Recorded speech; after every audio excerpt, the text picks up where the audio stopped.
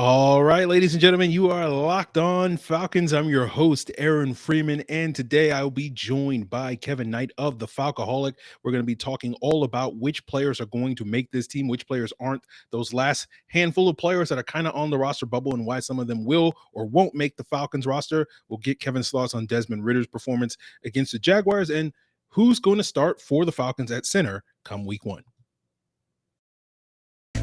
You are Locked On Falcons, your daily Atlanta Falcons podcast. Part of the Locked On Podcast Network, your team every day.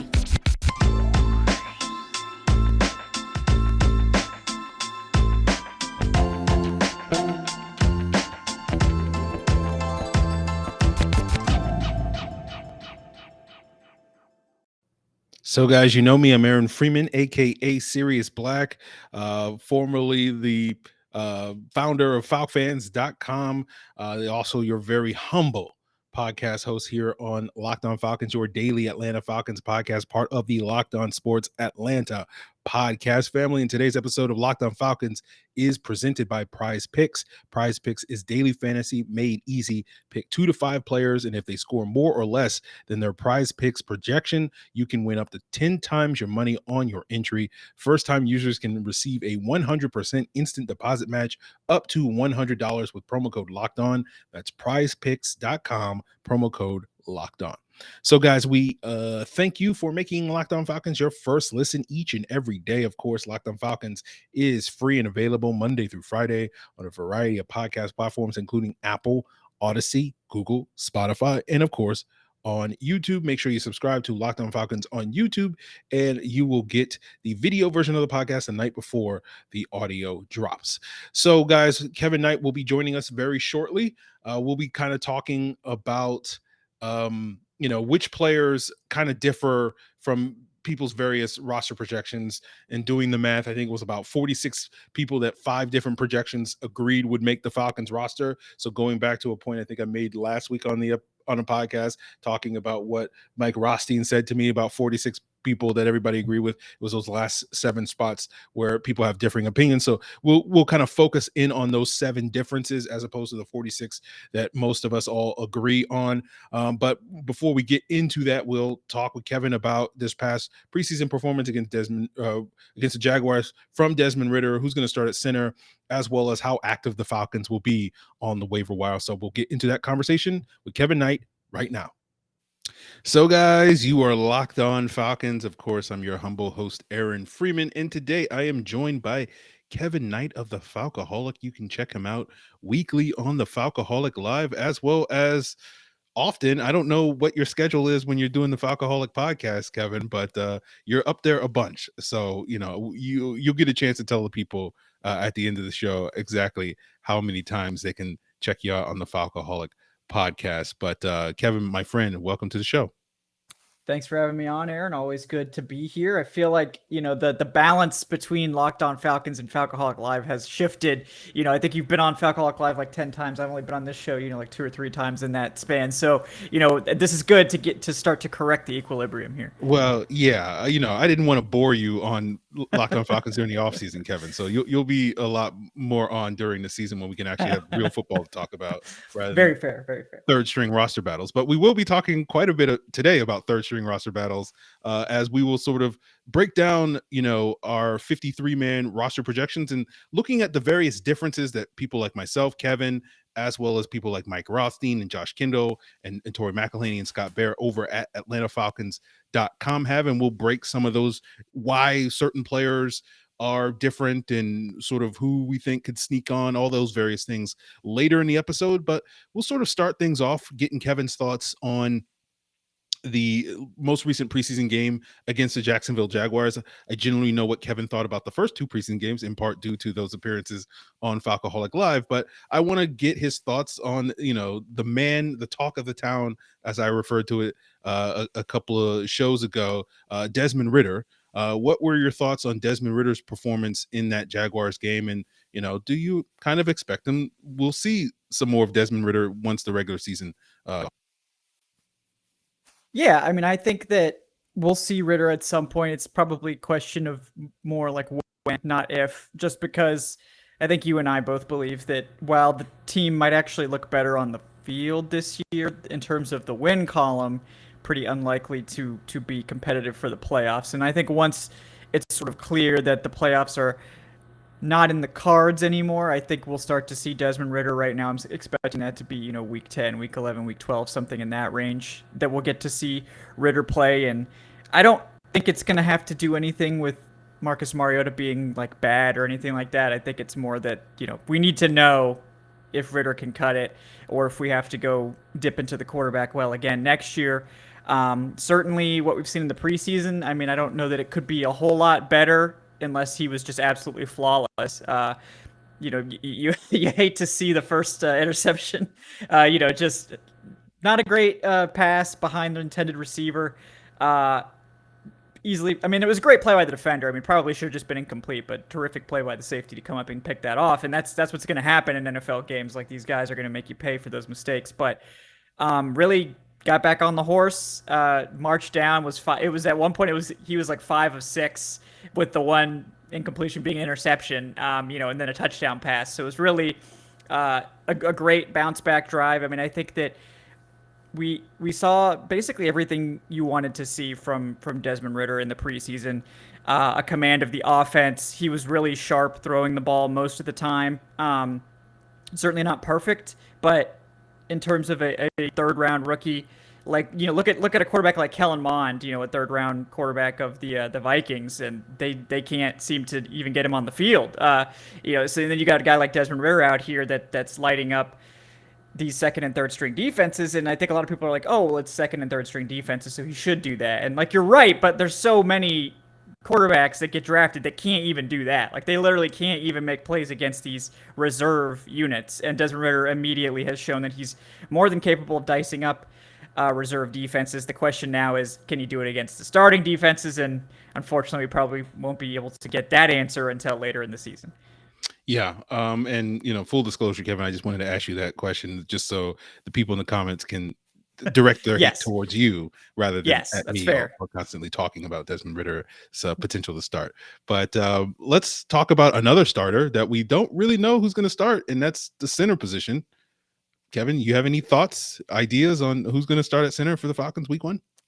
I mean, I've been predicting Matt Hennessy, so I'm just going to stick with it. Like, I feel like I would be a coward if I changed at this point. So I think it really, it wouldn't surprise me if Dalman goes out there or Hennessy. Like, as long as they don't do that rotating thing that they were doing last year, like, please do not do that. Just pick one. I think both have looked fine. I know that people have maybe been a little bit more impressed with Dalman technically. We didn't actually see as much of Hennessy, I think, in terms of overall snaps in the preseason. But, as long as one of them plays like solid to good, I think we'll be happy. But yeah, I have to stick with my Hennessy prediction just because, I would be a coward if I backed off at this point. So yeah, similarly, I went with Dalman at the beginning of camp, so I'll stick to my guns, and they'll wind up starting Ryan Newsel or something like that just to throw a newsflash. Yeah. What do you think the team will do in terms of with cap cuts coming up, or not cap cuts, final cuts coming up in the next couple of days? I'm curious, how active do you expect the Falcons to be on the waiver wire this year? You compare it to last year, between those final cuts and the start of the regular season, they did pick up Kobe Gossett. They did pick up Wayne Gallman. Do you kind of see them being similarly active? Do you see them being more active than that, or less active, making some of these potential additions? I think we could see 3. That's sort of what I'm thinking right now. I think we'll see 2 interior defensive linemen added, potentially one after they put Marlon Davidson on IR. That might be like later in the week, as opposed to, people that don't understand the IR rules. Like, if you put Davidson on IR before final cuts, it's season ending. If you put him on after final cuts, he could potentially return on a short-term IR. So I suspect that that's what they'll do there. I don't think he'll be ready to play in the next few weeks based on sort of the timeline that we got. So they'll probably make Marlon Davidson a short-term IR guy. It really just depends. Like, do they like a Derek Tangelo and Amir Abdullah?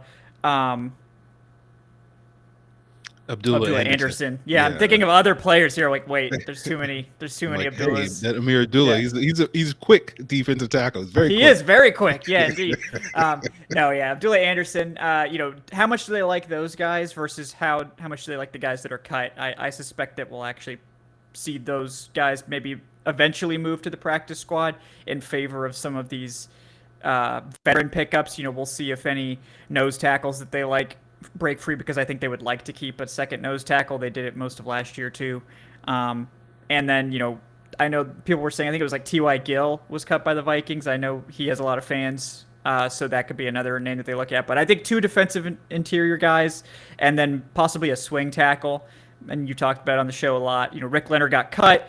Jermaine Ifedi really only plays on the right side, so I think they might be looking to pick up a veteran swing tackle or to play the left tackle if any, God forbid, anything were to happen to Jake Matthews. So that's the other spot where I could see it. Everywhere else, I feel like they're probably pretty set. I could see them adding like a practice squad quarterback if they keep Felipe Franks on the 53-man roster, but that would be more of like a practice squad signing. So. Okay. Well, we'll talk a little bit more about these upcoming roster battles here with Kevin Knight, sort of talking about the various differences that people have, including, some controversy over, the running back depth. And we'll get into that coming up on today's episode. So, of course, there's more to come here on Locked On Falcons. But before we get there, guys, I want to tell you about Prize Picks, a new fun way to play daily fantasy. You can pick 2 to 5 players, and if they score more or less than their Prize Picks projection, you can, pick more or less yards for Kyle Pitts in week 1 and 55.5 receiving yards. You can pick more or less than 275.5 passing yards for Josh Allen in his week 1 matchup. And you're not competing against other people. It's just you versus the projections. And Prize Picks offers projections on a variety of sports, not only NFL. You got NBA, MLB, NHL, PGA, college football, and more. Prize Picks is safe, it's fast, it's easy, and it currently is in operation in over 30 states in the US and Canada. All you have to do is download the Prize Picks app or go to prizepicks.com and sign up to play daily fantasy sports. First-time users can receive a 100% instant deposit match up to $100 with promo code Locked On. That means if you deposit $100, you get Prize Picks will give you $100. If you deposit $50, Prize Picks will give you $50. So don't forget to enter promo code Locked On at sign up for an instant deposit match up to $100. So, guys, I want to thank you again for making Locked On Falcons your first listen each and every day. And as your second listen, why not check out the ultimate football preview starting tomorrow? Tomorrow, Wednesday, as most of you are listening to this on August 31st. It is an 8-episode extravaganza previewing this upcoming NFL season with all the local experts here on Locked On, as well as Odyssey NFL insiders combining for the ultimate pro football preview. All you got to do is search Ultimate Pro Football Preview 2022 on the Odyssey app, YouTube, or wherever you get your podcast. So, Kevin, talking about the different projections for the 53-man roster. I know you have a lot of thoughts on this, a lot of insight into this. You are a fellow roster nerd like myself, which is why you were tapped to do the 53-man roster projection for the Falcoholic, and you've been giving those updates pretty consistently throughout the summer, and you publish your sort of final one on Sunday, which people can find at thefalcoholic.com. And sort of we're going to assume for most of the people listening that you have been keeping track of this. And so we're not going to focus on who we have, but more the people that we kind of differ on. And I'm not only looking at Kevin's roster breakdown, I'm also looking at the dueling roster breakdowns that Scott Barrett and Tori McElhaney put up at AtlantaFalcons.com on Monday, Josh Kindle's over at TheAthletic.com on Monday, and then Mike Rothstein's at ESPN that he put out, I think, Saturday immediately after the Jaguars game. And sort of we're just going to look at mainly focusing on the differences. And so starting out, everybody has the same 3 quarterbacks: Mariota, Ritter, Felipe Franks. We all have the same 4 running backs. But for Kevin, I know you've noted this on Twitter as well as elsewhere. There seems to be at least some pushback from fans that why people pretty consistently agree that Cordero Patterson, Avery Williams, Tyler Algier and Damian Williams and along with Keith Smith are the Falcons picks at the running back. I'll let you touch upon that topic right now. Yeah, interestingly, all 5 of the dueling roster projections that you mentioned all have the same 4 running backs. So it's I think, and this isn't meant as like a slight against fans, I think those of us that have been making these roster projections for a long time understand that that 4th running back is generally inactive on game days. And it's a rare situation where you would activate that running back. It's usually due to like an injury or something like that. Here it would be Avery Williams being that 4th running back and actually being active because of his special teams ability. And that, I think, makes it pretty easy to make him the 4th running back, because this is the rare 4th running back that you're activating on game days and actually making, somebody that's going to play all 17 games. It gives you an extra body in case you do have attrition at the running back position during an actual game. We've seen multiple running backs go down in a game before. And it's the special teams thing is really the key. Like, I think people are comparing Qadree Ollison and Caleb Huntley, who both had fantastic ends to the preseason. Huntley in particular with the really impressive game where he got almost all the carries late and really closed that game down. This is not about Avery Williams versus Caleb Huntley or Qadree Ollison as a runner. This is about roster math and utility with that 4th running back spot, much like the final receiver spot or the 5th receiver. You talked a lot about Daryl Hodge. That guy's going to either play special teams or be inactive. And if you can't play special teams, what really are you bringing into that spot? Teams will keep a few players inactive that they really like. Developmental guys like Felipe Franks might be that sort of guy we'll see. But overall, the reason that everyone has Avery Williams making it and not Huntley or Ollison is because they've got their 3 runners pretty much set. Patterson, Damian Williams, and Tyler Algier. Those are the guys that are going to be running the football. Avery Williams is more of a special teams player that's just a running back in name. And I think we're going to see him with an interesting role as a pass catcher and things like that. But I think people are maybe making a little bit of an error when they are comparing Williams to Huntley and Ollison. Really, Huntley and Ollison were probably competing more with like Tyler Algier. And they're not. It doesn't seem like Tyler Algier lost that battle. As good as Huntley and Ollison were in their more extended work, the team clearly loves Algier, and he's the draft pick. So that's sort of why no one's really putting them on the roster, is because they're not really going to play special teams. And Avery Williams seems pretty safe as the returner at this point. Yeah. And it should be noted that Huntley and Ollison did play some special teams in the preseason games in the event that should they make it on the practice squad and have to get called up during the week.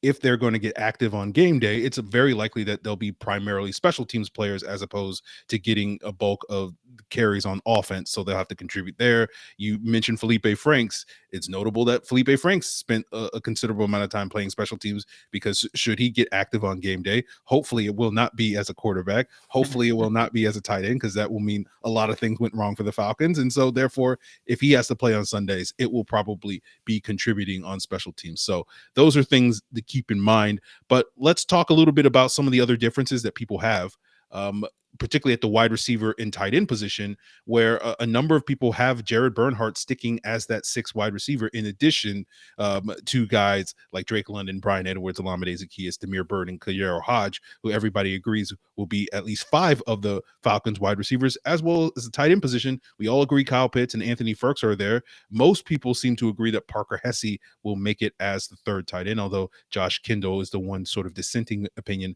putting John Fitzpatrick there. Notably, Kevin, you also put Michael Pruitt making the team as the 4th tight end. I know for most of the summer I kind of expected that, but for me, on my final projection, did not have Michael Pruitt making the team. I'm just curious, what do you think the chances are, first, that Jared Bernhardt sticks as that 6th wide receiver, and, make the argument why you expect Pruitt to potentially stick as that 4th tight end?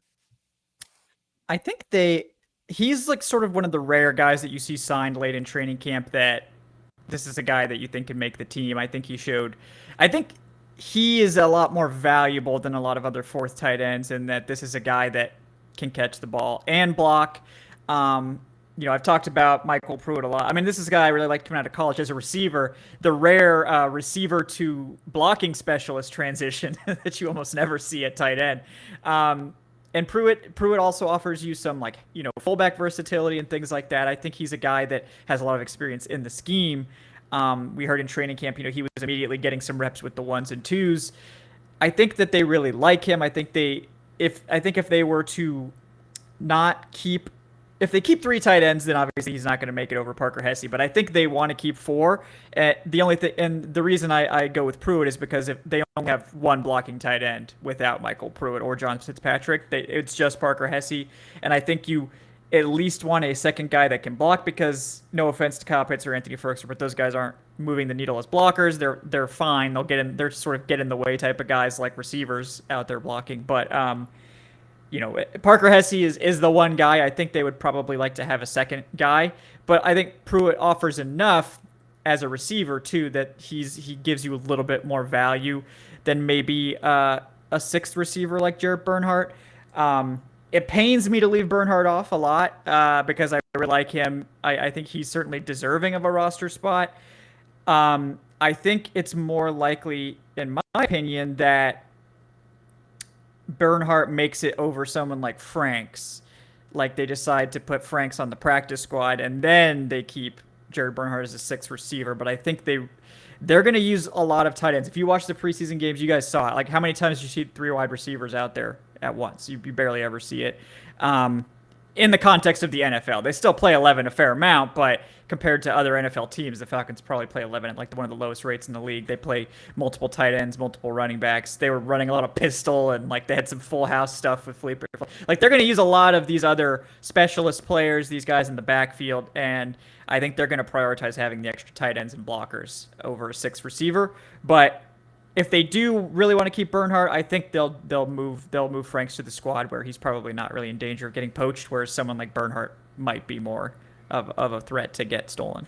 Yeah, I definitely think that that Bernhardt of these players, I think we both do not have Bernhardt on the roster. Of all the guys getting cut, I do think he's probably the likeliest player to get poached off of waivers by another team. Let's round up the offense by talking a little bit about the offensive line. And in addition to projecting that John Fitzpatrick, the Falcons' 6th-round tight end, getting cut in favor of some of these other blocking tight ends, you and I both, along with several others, have the team cutting Justin Schaefer instead of Kobe Gossett sticking. Again, Josh Kendall being the lone dissenting opinion in these roster projections, having Justin Schaefer making it over Kobe Gossett. But what are your thoughts on that position battle, and why do you project Gossett over Schaefer? Gossett has played some tackle, so that tackle versatility, even though he's much better as a guard, I think that when you're making your 9 guys you're going to keep on the active roster, especially the guys you're going to activate on game day, that versatility and experience at another position is valuable. And we've seen Gossett basically running with the 2s the entire camp, and I don't think we ever really saw Schaefer get a shot with the 2s, which to me signals that they view Gossett like ahead of Schaefer on the depth chart. I don't really think Schaefer's in danger of getting poached off the squad either. I think they can pretty safely put him there. I do think Schaefer was absolutely fine when he played against the Jaguars. I think that's absolutely a good performance from him. I think that he did well, but I don't know that he's done enough to make it over an experienced NFL player like Colby Gossett, who I think is just a better player at this point. I think Colby Gossett could step in and play in an NFL game, and we wouldn't really have a lot of concerns. I mean, I don't think we would be expecting great things, but I think Gossett's the better player at this point, and I feel more comfortable with him there. So. Okay. Well, as a proud member of Kobe Gossett Hive, I definitely appreciate that insight there. Kevin, we'll flip the script and talk a little bit more about some of the defensive players, including whether or not Quentin Bell did enough to stick on this roster. What do the Falcons do in terms of their D-line depth, as well as whether or not Deion Jones will be on the Falcons roster come week 1. Again, a lot of controversy there, and we'll get Kevin's thoughts on those subjects as we continue today's episode. So there's still more to come here on today's episode, guys, but I do want to talk to you for a moment about something much more serious than who's going to make the Falcons roster. And so, sometimes you may find yourself hanging out with friends and you're putting back a couple of drinks, and a few drinks becomes a few too many. And as the evening rolls on and it comes to an end and people start to head out, you think about calling for a ride, but you say, no, I live nearby. I don't need one. I can make it home okay. It's not that big a deal. And you sit there and you figure, okay, what are the odds that I get pulled over anyway, right? And even so, what's the worst that could happen? Your insurance goes up, you lose your license, you lose your job, you total your car, you kill someone. Everyone knows about the risks of driving drunk. The results are tragic and often deadly. However, that still doesn't stop everyone from getting behind the wheel while under the influence. That's why police officers are out there right now looking for impaired drivers on our roads to save lives. So if you think you're okay to drive after a few drinks, think again, play it safe, and plan ahead to get a ride. It only takes one mistake to change your life or someone else's forever. Drive sober or get pulled over. So, guys, before we get started on the defense, I do want to touch upon and let you guys know about the Locked On Sports Atlanta podcast family, where you can find 3 shows with 4 hosts breaking down not only local sports, but national sports. That's A to Z with Mark Zeno, Hitting Hard with John Chuckery, and ATL Day Ones with Jarvis Davis and Taditra Batiste. And Locked On Sports Atlanta is free and available on all the same podcast platforms. You can check out Locked On Falcons, including on YouTube. And if you check out Locked On Sports Atlanta on YouTube, you'll also check out the Locked On Braves postcast, as well as the Locked On Falcons postcast, where Jarvis and I will be breaking down every Falcons win, loss, or tie this regular season live immediately after the game. So subscribe to Locked On Sports Atlanta on YouTube or wherever you get your podcasts. So, Kevin, let's talk a little bit about the differences in terms of the defensive front seven. As there are some differences there. Everybody agrees, on the same 4 edge rushers in Lorenzo Carter, Arnold Ebiketie, Ade Ogundeji, and D'Angelo Malone, although AtlantaFalcons.com, Torrey McElhaney had the team keeping Quentin Bell as well. The same 3 defensive linemen who we know will start, Grady Jarrett, Anthony Rush, and Taquan Grimm, but there are some differences. Some people have Marlon Davidson making, some people have Abdullah Anderson making, some people have Derek Tangelo making the squad. So, my first question for you, Kevin, is did Quentin Bell do enough on Saturday to stick on this roster? I mean, I think he certainly did everything that he could. I think him not making the roster won't be about his play. I think he's made a case to be on someone's 53-man roster. The math is a little bit difficult to keep a 5th edge if they're going to keep 5 linebackers, like off-ball guys. That's the only thing that gives me pause. Like if they decide to move on from like Kwiatkowski or, Deion Jones, I know that would, make your prediction correct. So you may be hoping for that. I think you did, finally acquiesce and put him on your roster projection. But yeah, I mean, I think if they keep 5 inside linebackers, they're probably not going to keep Quentin Bell. I do think he's earned a spot. But I think with the math, it would be hard for him to get on there. But I certainly do like Quentin Bell. I would not be shocked if he does make it, but I just don't know where the cut comes, and maybe if the same thing could be said like Felipe Franks, he goes to the practice squad. They could also use that spot to keep a 25th defensive player instead of a 26th offensive player. So that could be to get Quentin Bell on the squad, on the active roster. So we'll see. But yeah, I think he played well enough, certainly. Okay. And my follow-up question, Kevin, is why do you hate Abdullah Anderson so much? You did not put him on your 53-man roster. I did. Josh Kendall did. Torrey did. And Mike Rothstein did. You had Marlon Davidson and Derek Tangelo. And this is a point that you brought up earlier where I think Torrey broke this down in her breakdown on AtlantaFalcons.com, which was the idea that she had Marlon Davidson / Derek Tangelo with the idea that the Falcons would put Davidson on the injured reserve after Tuesday's cuts. So they would cut Tangelo initially, then on Wednesday put Marlon Davidson on injured reserve so that he would be eligible to come back within, I think, 4 weeks now is the rules. I think so. And then they could re-sign Tangelo back to the roster to fill that roster spot. So, I hope that explains it to the listeners in that regard. But, why don't you have Abdullah Anderson Is it because you hate him because you call him Amir Abdullah? Yeah, I know you had him apparently. on the practice squad. Yeah. Yeah, apparently I just couldn't even remember his name, so maybe that's part of the reason I just forgot him entirely. No, I do like Abdullah Anderson. Honestly, like it was basically a coin flip for me. Yeah. Yeah. I just like Derek Tangelo. I mean, I love the name Derek Tangelo too. It just rolls off the tongue. It's beautiful. But in reality, I think that fifth interior lineman is going to be cut for someone they're picking up.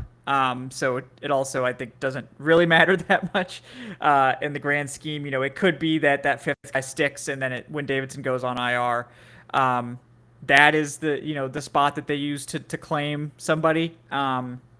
But I liked Derek Tangelo's play a lot in this game. I think he flashed a lot. Abdullah Anderson played really well too. He didn't necessarily have the stats to back it up, but he had, I think, a really good game, caused a lot of pressure, and just was a good player. Anderson certainly has more NFL experience, so in reality, like, it wouldn't shock me at all if he's the choice over Derek Tangelo, but I think I didn't have any UDFAs making it, so I was really trying to squeeze one on there, and so that one would be like Derek Tangelo. So yeah, because I slandered Jared Bernhardt by not making him on the roster, so I had to get another UDFA on there. That's exactly how this works. Notably, I did also include Nick Thurman on my 53, as did Josh Kendall, and I think we both were among the few that had 6 D linemen making the squad, but that could easily go to 5 if Marlon Davidson is put on IR in that regard. Let's talk a little bit about the linebacker position, where the conversation is, do the Falcons keep 4 or do they keep 5? And if they keep, 5, that means that they do keep both Nick Kwiatkowski and Deion Jones, in addition to Rashaan Evans, Michael Walker, and Troy Anderson. But if they only keep 4, does that potentially lead to Deion Jones departing or Nick Kwiatkowski departing? I know Josh Kendall had Nick Kwiatkowski not on his roster. I believe AtlantaFalcons.com did not have Deion Jones on the roster, but mostly due to the projection, again, from Tori, that the Falcons would wind up trading Deion Jones at some point after Tuesday. So Kevin, just get your thoughts on that. And do you think Deion Jones will be on this Falcons roster come week 1? I mean, unless they trade him before Tuesday, he'll be on the roster. I think they're serious when they say they're not just going to cut him. He seems to be fine with playing special teams and playing a depth role. So I think the plan right now is to make him a sub package player, maybe work out some spots where he can play in coverage and do things like that. Make him play special teams where he'll probably be really good, and wait for an offer to come in. Probably closer to the trade deadline. I think that's what they're hoping for. I think they're hoping to recoup a day 3 pick and some cap savings. Obviously, every week that he plays, the cap saving gets a little bit smaller and makes him, conversely, easier to trade. So we'll see. We'll see when that happens, if that happens. But I suspect that he will be traded at some point. But until then, I think they're just going to carry him and, get something out of him. Obviously, if they have injuries, it's nice to have him able to step in. And there's always the chance, of course, that he returns to form and sort of grasps his role in this scheme a little bit better. And maybe it really was just a shoulder injury, really limiting him last year more than anyone let on. I mean, we don't really know. But I think at this point, he's not going to get cut. So unless he's traded before Tuesday's deadline, I think he will be on the roster. Okay. And last question I have. Sorry, I was like, did I already ask this question? I kind of talked about this a little bit, but of the players that you had going on your 16-man practice squad, you had a quarterback to be determined: Qadree Ollison, Caleb Huntley, John Fitzpatrick, Jared Bernhardt, Frank Darby, Stanley Berryhill, Ryan Newsel, Justin Schaefer, Tyler Rabel, Quentin Bell, Abdullah Anderson, Timmy Horn, Nate Landman, Tease Tabor, and Corey Ballantyne. Of that group of players, which of the guys that would need to be cut on Tuesday are you most worried about not being able to make it past waivers to be on the practice squad come Wednesday? I think there would be, Quentin Bell and Jared Bernhardt are the two that I think would be claimed, potentially. Tease Tabor maybe third place, because he does have a lot of experience and, his versatility. Someone might just need a depth guy. But yeah, those would be the two. Like, I think Bernhardt has generated enough hype that someone with a weak wide receiver depth chart or just a team that's going to carry 6, that has a little bit more flexibility to sort of keep someone, might pick him up. I wouldn't be shocked if he did clear waivers and make it to the squad either. It's really hard to predict this sort of stuff. Like everybody's going to be cutting like decent wide receivers. That's sort of how it is. There's just a lot of quality like wide receiver 5-6 level guys out there. But Bernhardt being a guy with a high ceiling potentially as someone who could really grow, he might be more likely to get picked up. And then Quentin Bell, I think, has just done so much on special teams, and we know that he can play defense too. I mean, he's played in the NFL. I think a team that needs edge depth will claim him. I think he might even be the one that's the highest chance of getting claimed. Yeah, I think that's fair. I'm very worried about the Patriots picking up Jared Bernhardt. Yeah, he is their guy. Yeah. So we'll see how that goes. But Kevin, I certainly appreciate you coming on. I'll be following up after Kevin to answer a listener question about how the practice squad works. So guys, make sure you stay tuned for that. But Kevin, go ahead and plug what you're working on. Plug Falcoholic Live, Falcoholic Podcast, all that stuff and more. Yeah, guys, you can watch the Falcoholic Live on YouTube at 8 p.m. Eastern on Wednesdays. Once the season kicks off, we will be having live post-game shows immediately following the games as well, also on YouTube. For those looking for podcast episodes, all of the live shows will be up on the podcast feed. We are going to have actual podcast episodes during the regular season. We will have a game preview show with Alan Stirk that should air on Fridays. We record on Thursdays. It'll air on Fridays. We may also do an early week film sort of recap, inspired by Aaron Freeman's, same show. I don't know if, I'm going to get roped into doing that 5th episode every week or not, but if that does happen, then that's probably what it would be. But for now, I think that the 3 you can count on is the post-game, the game preview, and the Wednesday live show. And then we'll have written content on the Falcoholic.com coming consistently as well, so you can enjoy that. And I am at Falcoholic Kevin, as you can see on the screen if you're watching on video here. All right, Kevin, really appreciate you giving your insight into the nitty gritty of the roster. It's very few people I can have on this podcast that can nerd out about the Falcons roster to the same degree as myself. And so you always hold a special place in my heart for that reason. Well, you're welcome. Us internet GMs got to stick together. So. Absolutely. All right, guys. We appreciate it. Again, be coming back with you answering a listener question about the practice squad. But that is it for here with myself and Kevin Knight of the Falcoholic. Okay, guys. So appreciate Kevin Knight for joining me on today's episode. Got a listener question from Jim C. Via email at lockdownfalcons@mail.com. And of course, that's a place where you guys can send in your listener questions, as well as leaving comment here on YouTube. Hit me up on social media at Locked On Falcons, either Facebook or Twitter. And so Jim's he has 3 questions about the practice squad. His first question comes: do players signed to the practice squad continue to roll with their current contractual agreement, or do they agree to new terms as a member of the practice squad? It's new terms, Jen. Basically, you get paid on a weekly basis for how many weeks you're on the practice squad. So if you're a first-year player, so let's say you're Jared Bernhardt, you make $11,500 per week to over 18 weeks. That's $207,000 a year, which is roughly a little less than a third of what the veteran minimum contract salary would be for a player like Jared Bernhardt, which is over $700,000. If you have 2 or more years of experience, though, you can get paid more on the practice squad, and you can negotiate that. I believe the way that the rules work now is it's between $15,400 and $19,900. So if you can negotiate up to that max $19,900 for 18 weeks on the practice squad, say someone like a Michael Pruitt, who I have projected on my practice squad, he would make about almost $360,000 a year, which is again roughly a third of what his veteran minimum salary would be, which is a little bit over $1 million. So you get basically everybody gets paid a certain amount of money depending on their experience and their negotiation skills, I guess, if you're a veteran. His next question from Jim comes from: can another team snatch a player off the Falcons practice squad if they offer the player more money? Do they have to notify the Falcons of their intent so the Falcons can counter to keep a player, or is it free season on any of the 16 players? It's more free season in the sense that players on the practice squad are basically free agents. They are free to sign with any other team. However, the stipulation is that they cannot sign to another team's practice squad. If another team signs them, they have to sign them to their 53-man roster. Now, I don't know the exact mechanism of that. I would assume that you have to notify the Falcons of your intent to do so. Otherwise, one day someone, Jared Bernhardt doesn't show up to practice and they're like, I don't know what happened to him. And then they find out like a day later that he signed with the Saints or something like that. I'm sure they have to like fax or something or make a phone call or something along those lines. But it's basically practice squad players are free to sign to any other team's roster. They're just not free to just make the jump to another team's practice squad.